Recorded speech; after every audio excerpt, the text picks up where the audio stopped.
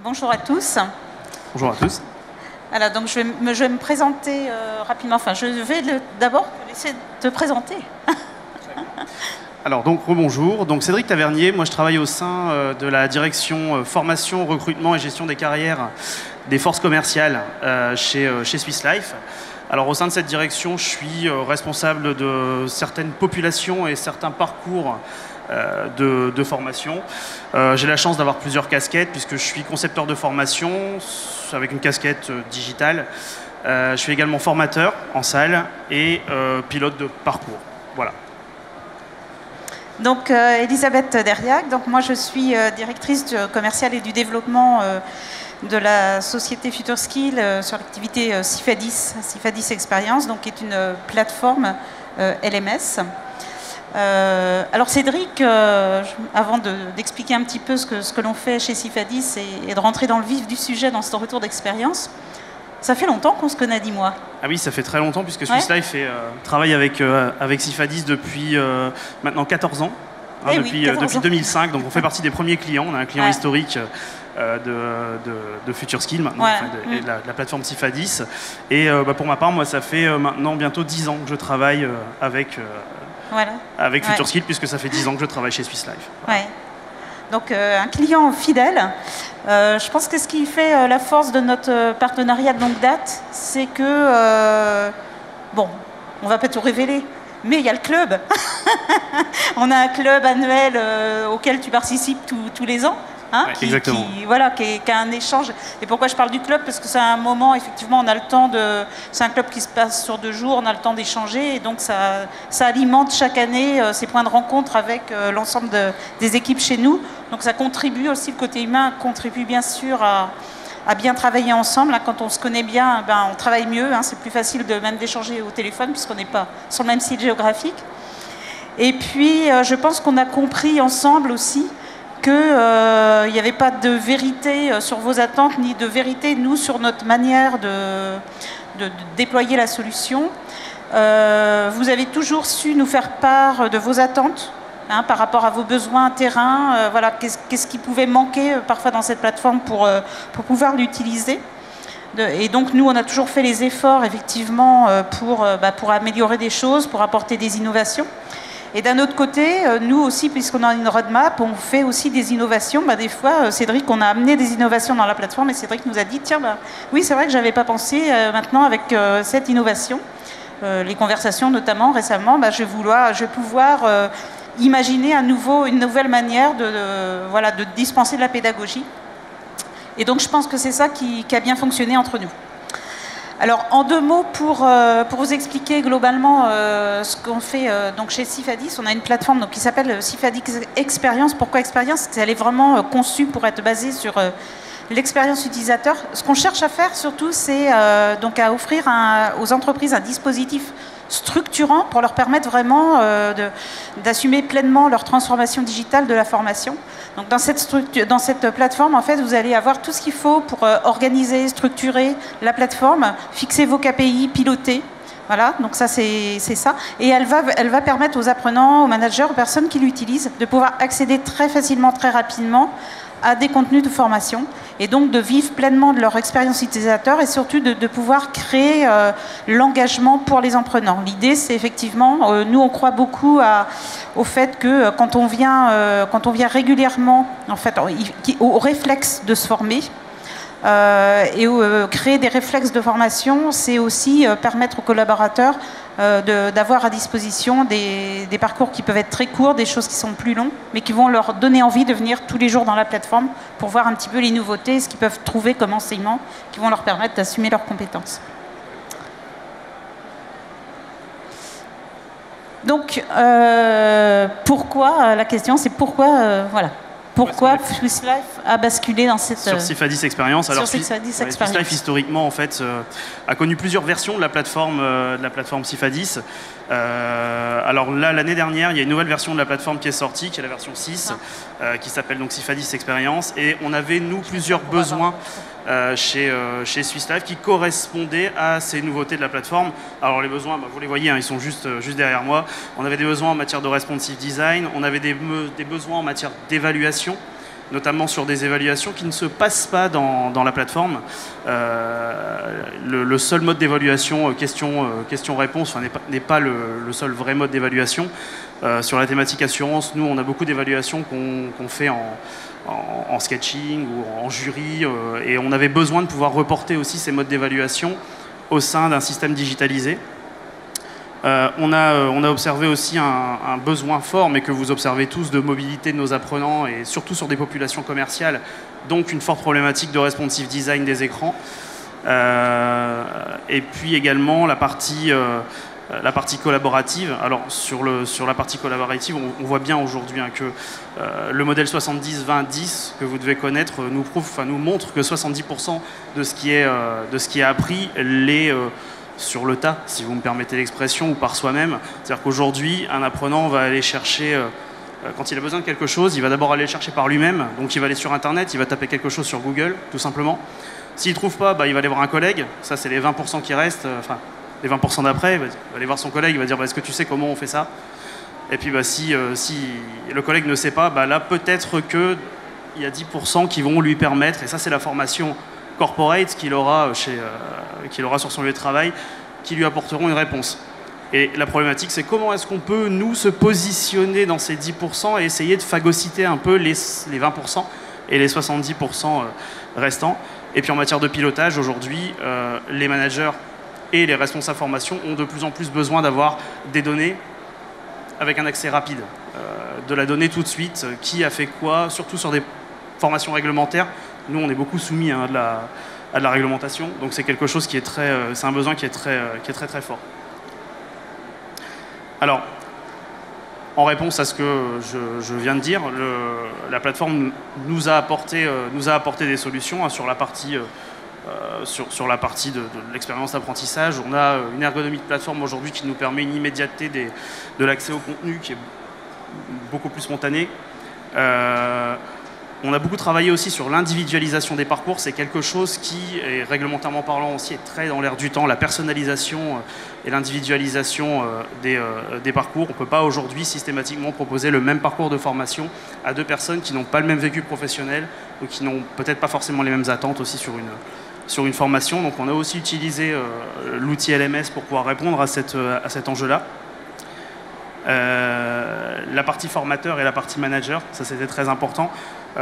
J'avais beaucoup de coups de fil, moi, de managers qui m'appelaient en me disant « Cédric, j'ai un problème parce que là j'aimerais bien savoir si mon collaborateur a fait telle ou telle formation, mais aussi savoir si son collègue l'a faite et savoir comment ça s'est passé pour un top manager à l'échelle de toute une direction régionale chez nous. » Bon, avant, j'avais pas forcément une réponse immédiate à lui donner. Généralement, je lui disais « Attends, je vais te faire une stat, je vais te l'envoyer par mail, tu l'auras dans la journée. » Alors ça c'est bien, on a des outils de pilotage sur les plateformes qui nous permettent de le faire.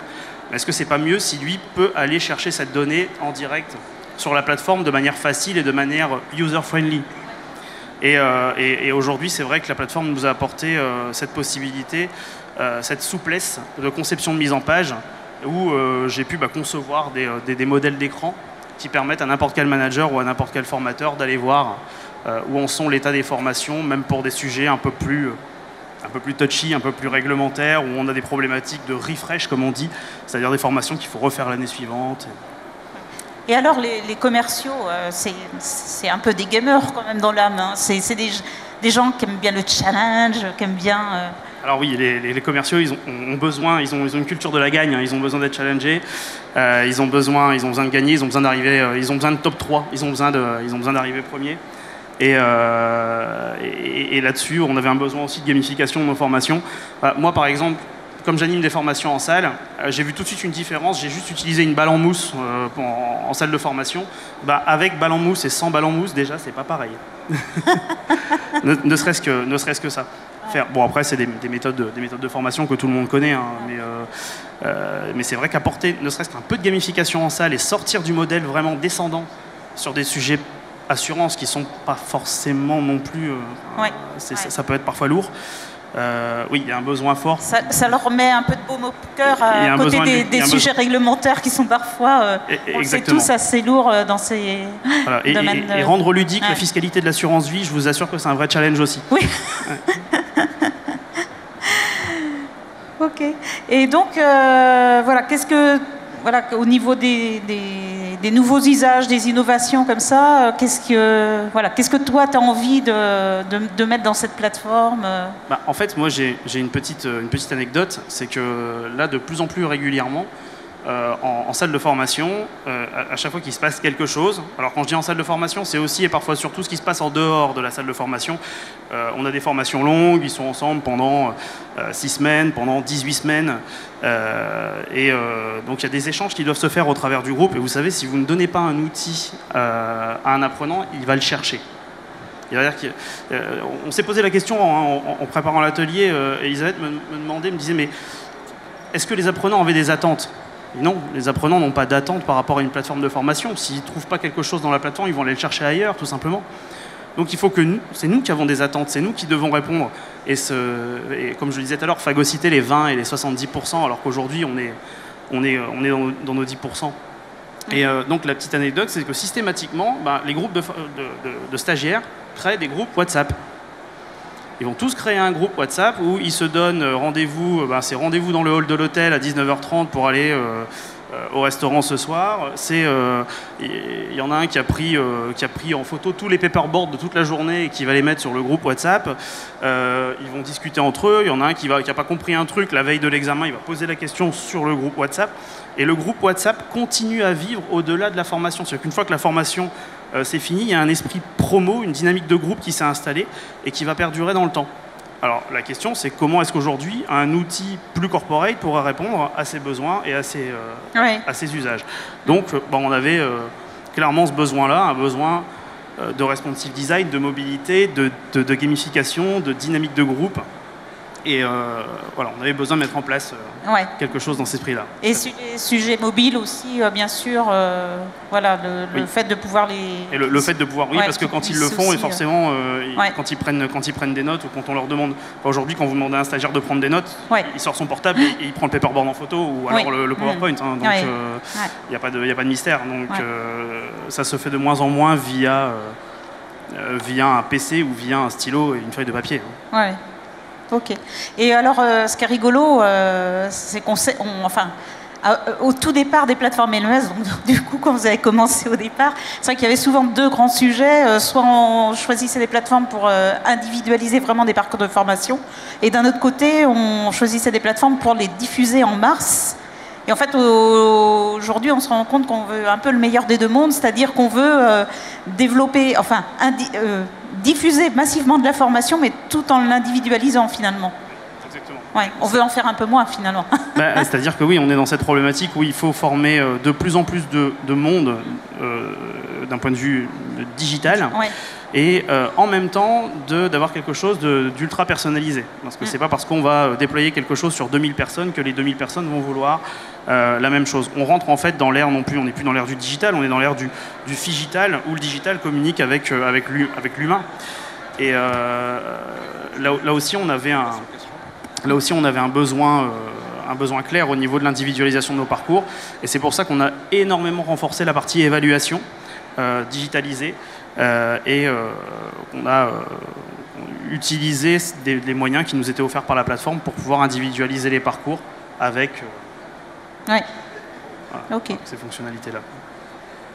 Donc on a quelques chiffres. Vous voulez partager quelques chiffres, si tu veux les commenter, pour donner un ordre de grandeur. Par rapport au dispositif sur la plateforme, aujourd'hui la plateforme c'est un peu plus de 3200 utilisateurs sur toute la France. On a un peu moins de 2000 ressources. Quand je dis ressources, c'est des contenus de tout type. Ça va du quiz au PDF en passant par la ressource normée. On a une soixantaine de dispositifs d'évaluation différents sur la plateforme, qui correspondent en fait aux évaluations majeures qui sont sur nos parcours les plus récurrents. Et alors sur 2018, on a recensé plus de 15 000 heures de formation sur la plateforme. On a des formations qui sont plutôt bien vues par même si on a beaucoup de sujets réglementaires, on a un score de 4,3 sur 5 puisqu'on a la possibilité de noter les formations sur la plateforme et de publier ces notes. Donc on a dans un souci de transparence, un peu comme sur Amazon. Cédric, quel pourcentage des formations obligatoires dans ces... Alors sur les 4,3... certifiantes ou... Alors c'est... Obligatoire parce que certifiante ou obligatoire parce que l'entreprise oblige le salarié à passer la formation? Je vais pas vous dire la totalité, mais on n'en est pas loin. On en est pas loin quand même parce qu'en fait, la question n'était pas neutre. Il y a ce qu'on appelle, il y a ce qui est réglementaire, et puis après il y a ce que les autorités de contrôle vont demander.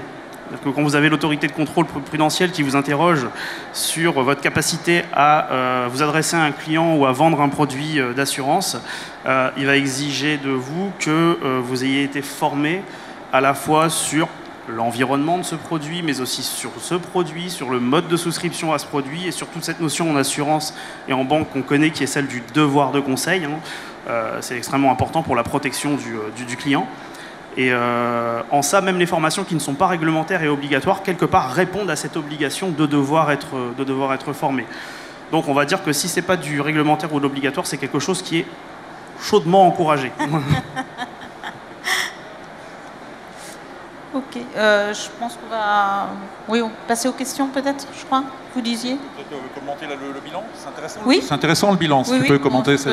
Oui, alors nous, le bilan qu'on en a fait, alors c'est vrai que sur la partie gamification, conversation dont on parlait par rapport à WhatsApp, c'est des choses sur lesquelles on est en train de travailler, avec Cifadis, avec FutureSkill. Et sinon, sur le bilan qu'on peut tirer, nous, de notre migration et de l'amélioration du dispositif, c'est déjà qu'au niveau de l'accessibilité pour les formateurs, on était 2 personnes dans l'équipe avant à mettre les mains dans la plateforme véritablement. Aujourd'hui, le souhait de notre direction, c'est que la totalité des formateurs puissent prendre en main ce dispositif pour pouvoir être complètement autonome dessus, pour pouvoir évaluer, former, inscrire et interagir avec leur population d'apprenants. Pour des managers aussi, alors les managers, dans la réussite, ouais. J'en ai parlé précédemment, donc les managers aussi ont un degré d'autonomie. Alors c'est intéressant parce que eux, ça leur permet d'être beaucoup plus autonomes et d'avoir une immédiateté, une réponse immédiate à leurs questions. Et puis nous, ça nous permet de décentraliser aussi la partie reporting et statistique. Donc ça, en fait, ça... C'est un gain de temps pour le service formation. C'est un gain de temps pour le service formation et c'est un gain de temps pour le manager. Et puis au niveau de l'évaluation, on a parlé tout à l'heure d'une soixantaine de dispositifs d'évaluation sur la plateforme. On est parti initialement, avant cette version qu'on a mis en production l'année dernière, on était parti sur une dizaine de dispositifs d'évaluation au travers de 2 parcours majeurs récurrents pour nos nouveaux entrants. Et aujourd'hui, on va totaliser une soixantaine d'évaluations sur 5 parcours, qui sont des parcours qui peuvent aller de 6 semaines de formation à 2 ans. C'est ça qui est impressionnant, c'est effectivement la durée, durée des... Il faut savoir gérer des parcours longs, donc Ouais. il faut que les outils puissent répondre aussi à ce besoin. Merci beaucoup. Eh bien, oh là, ça y est, j'annonce les questions, mais monsieur est déjà tout prêt là. Devant, allez-y. Oui, bonjour, j'ai 2 questions à vous poser. La première concerne, vous avez parlé des évaluations. Est-ce que parmi ces évaluations, vous en avez qui sont certifiantes et quelle forme prennent ces certifications? Et la deuxième question, elle est liée à, vous avez parlé du social learning en gros avec WhatsApp. Comment vous allez faire pour intégrer cette espèce de off dans la plateforme ou pas? Comment ça va, comment vous allez vous emparer de ça? Ça doit déjà être fait en partie, j'imagine. Alors, pour répondre sur la partie des évaluations, on a effectivement un dispositif de formation. On en a 2, mais on a un qui se met en place là actuellement. Mais on a un dispositif de formation qui est, qui donne une capacité professionnelle pour les commerciaux en assurance, et on en a un autre qui est aujourd'hui certifiant, qu'on a travaillé avec une école de commerce. Et donc on a un parcours co-labellisé en fait avec une grande école. Et donc c'est un parcours qui se déroule sur 18 mois à peu près. Et on a environ 6 modules de formation dans ce parcours, à intervalles réguliers qui peuvent durer entre, on va dire, 2 jours et 1 semaine. Et à l'issue de chacun de ces modules de formation, on a une évaluation qui se fait en ligne. Et tous ces dispositifs d'évaluation participent à ce que nous, on a appelé un relevé de notes chez nous, mais en tout cas à un bilan noté qui permet d'attester que la personne a été formée et évaluée. Tout en sachant qu'en amont de certains de nos parcours, on a aussi des évaluations diagnostiques qui permettent de personnaliser le parcours de formation en ligne qu'aura à faire le stagiaire. Et on est sur, voilà, on est sur ce calibre-là pour la certification. Et nos évaluations sont aussi validées par l'école avec laquelle on travaille. Je ne sais pas si ça répond à la question.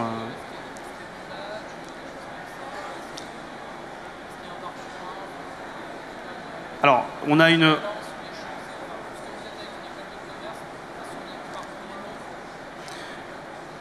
Oui, alors, donc la question c'est est-ce qu'il y a des badges, est-ce qu'il y a un document, est-ce qu'il y a quelque chose qui est remis? Ça dépend du dispositif. On a une certification qui va être remise, une certification interne qui peut être remise dans certains cas. Pour d'autres, ça va être un diplôme d'agent général d'assurance, par exemple. Donc en fait, le document va changer en fonction de la typologie de parcours. Ok. J'ai une petite question moi, qui me brûle, parce que vous êtes le cas qui a la plus longue expérience, 14 ans. Avec une plateforme. Après 14 ans donc, de déploiement, de mise en œuvre et d'intégration de la plateforme dans vos parcours, quel est le ratio entre le présentiel et le à distance aujourd'hui? Une question très difficile en fait, je trouve. À la louche. À la louche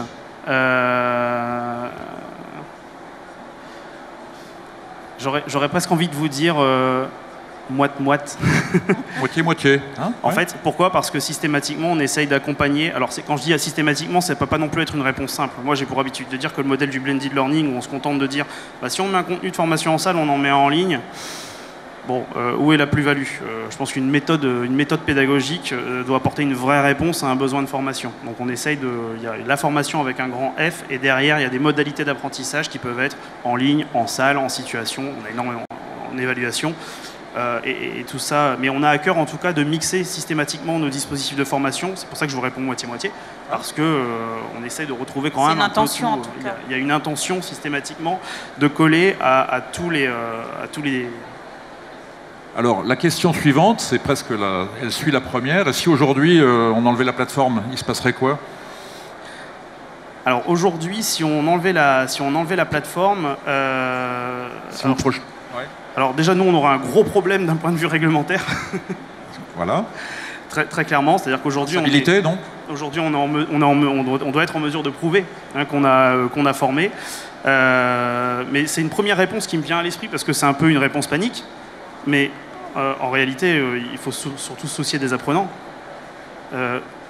Et en fait, je reviens à ce que je disais tout à l'heure. Je pense que eux, ils iraient chercher la réponse ailleurs.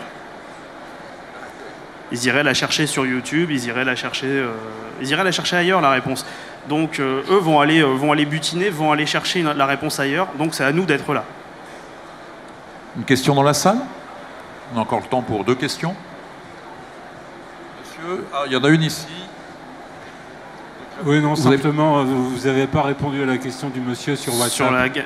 Sur la gamification. Tout à fait. Comment, donc la question c'était... c'était par rapport à la partie social learning en fait. Ouais, exactement. Alors par rapport à la partie social learning, le but aujourd'hui c'est de donner la façon dont on est en train d'y réfléchir, parce que je ne vais pas vous mentir, c'est une problématique à laquelle on est en train de réfléchir, c'est des choses qu'on est en train de tester ou de mettre en place.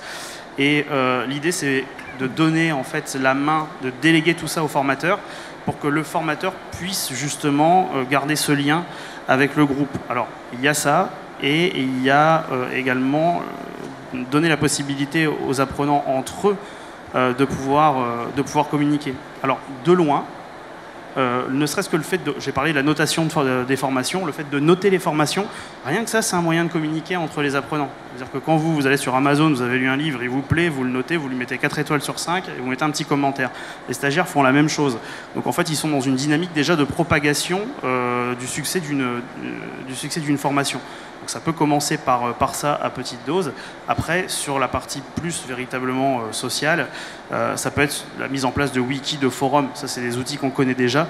Mais c'est vrai que la fonctionnalité conversation qui a été mise en place et qui est en cours de déploiement, c'est quelque chose qui va ouvrir de nouvelles possibilités. En termes de conversation, entre les apprenants, Oui. et aussi pour donner la possibilité aux formateurs de donner des inputs et d'envoyer en push des données de formation. Puisque dans cet outil de conversation, ce qu'on ne peut pas faire pour le coup sur WhatsApp, on va pouvoir faire des liens directement avec les parcours de formation dans la plateforme. Le formateur va pouvoir vous dire, voilà, il y a un contenu que tu peux aller voir, hop, c'est celui-là, clique dessus, tu as le lien direct pour t'y inscrire. Et puis encore une fois aussi jouer sur les ressorts de la gamification, puisque en fait, voilà, on pourra exploiter des leaderboards aussi pour voilà, des palmarès, pour voir les personnes qui ont le plus communiqué, voilà, celles qui ont plus d'appétence, voilà. Donc ça permet aussi de repérer des gens qui peuvent à un moment aussi, si on va un peu plus loin, contribuer éventuellement sur la création de contenu de formation, etc., qui est dans les logiques aussi actuelles de partage des connaissances dans une organisation. Et la dernière question, madame. Ça marche. Ah oui. Vous avez évoqué la politique de développement des compétences et pour les talents en 70-20-10. Alors donc c'est 70, le manager doit donner des missions qui font grandir en compétences sur des projets. 20, c'est j'accorde du temps à mon collaborateur pour se renseigner et rencontrer des gens. Et 10, c'est de la formation pure. Donc ça veut dire que la formation va être super ciblée, on va être d'une efficacité redoutable, on va donner du sens à la formation. Qu'est-ce que vous avez mis en place pour accompagner les managers qui doivent appliquer ça, parce que c'est quand même assez révolutionnaire, de prendre la responsabilité d'avoir un parcours vraiment bien ciblé pour le collaborateur qui va monter en compétences?